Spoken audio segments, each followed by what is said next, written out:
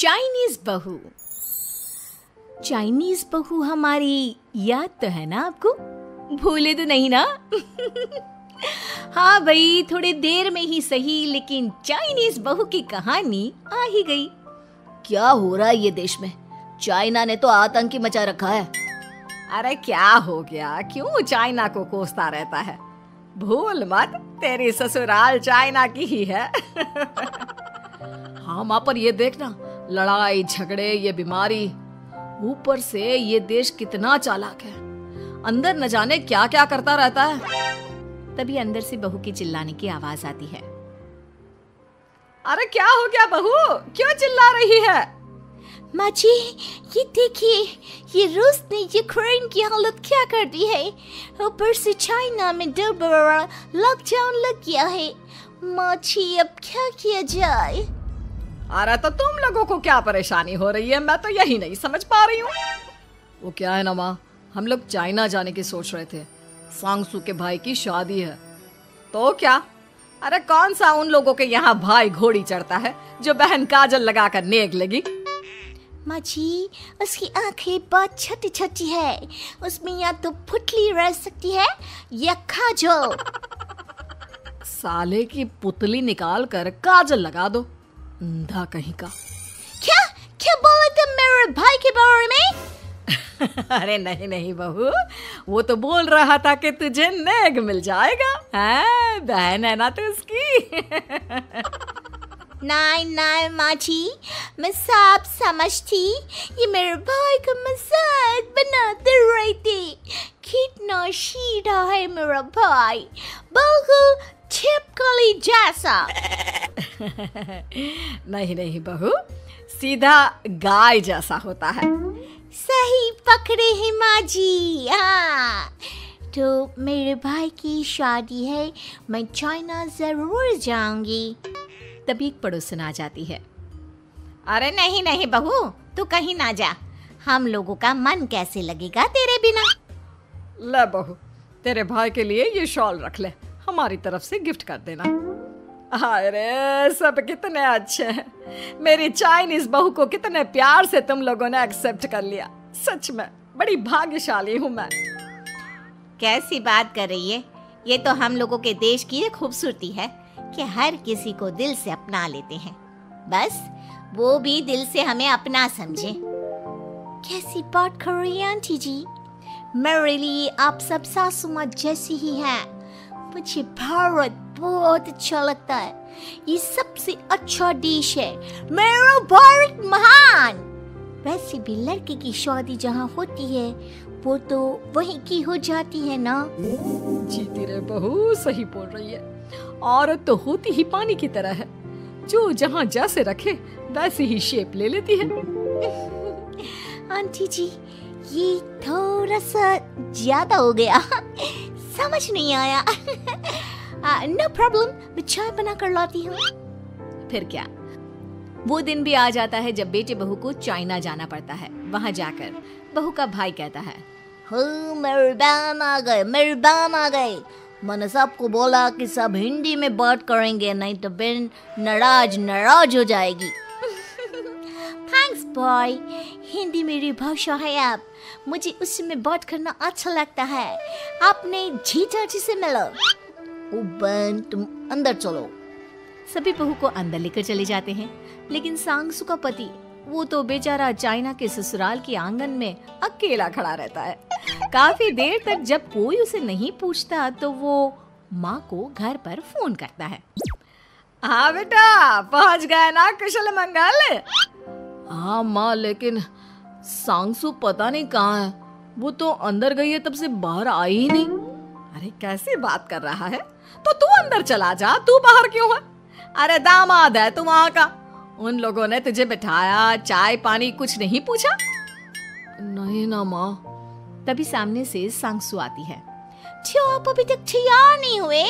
और ये बैग लेकर क्यों कमरे से बाहर आए? इसे वहीं रख देते। कमरा? कौन सा कमरा? अरे कैसी बात कर रही हो? जब से तुम अंदर गई हो मैं बाहर ही तो खड़ा हूँ। बहू को बहुत हैरानी होती है और गुस्सा भी आता है।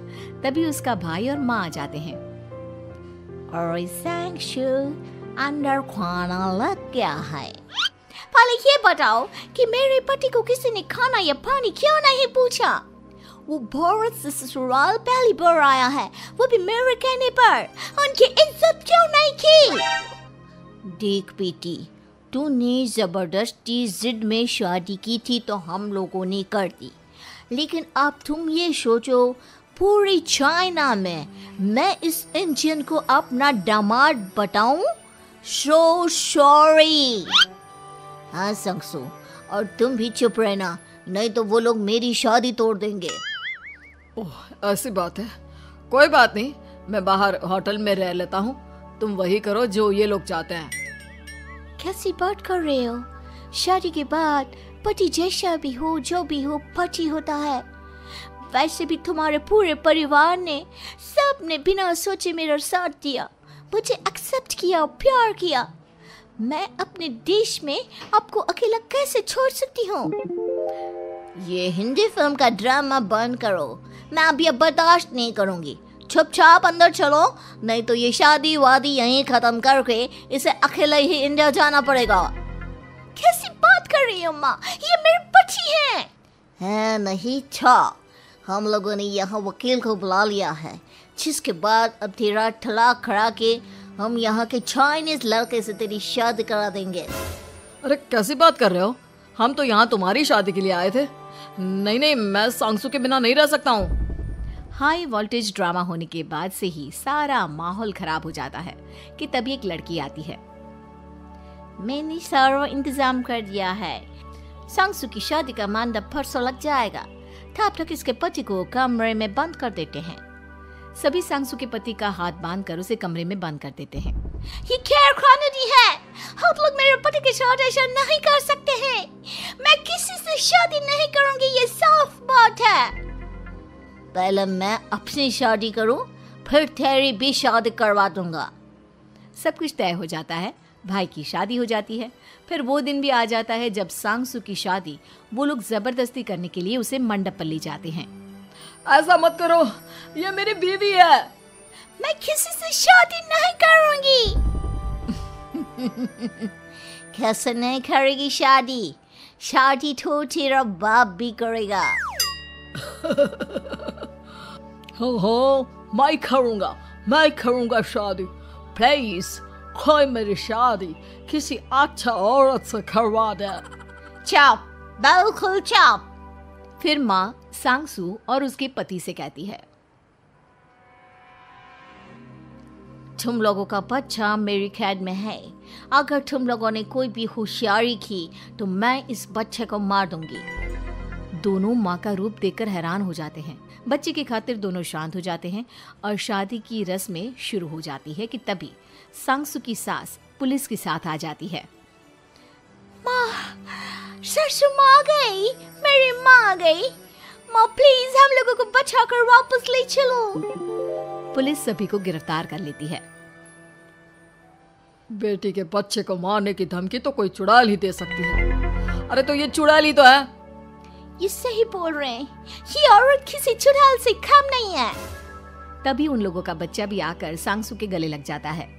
माँ, तू सही समय पर आ गई, लेकिन तुझे कैसे पता चला कि यहाँ ये सब हो रहा है?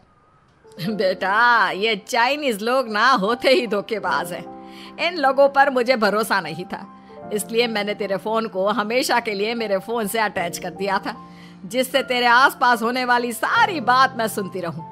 उस दिन भी मेरी तेरी बात हो रही थी तो तेरा फोन ऑन था, मैं सब समझ गई थी। मुझे माफ कर दो। नहीं, बिल्कुल नहीं। चलिए माँ जी, इंडिया वापस चलते हैं। आज के बाद मैं यहाँ कभी नहीं आऊंगी।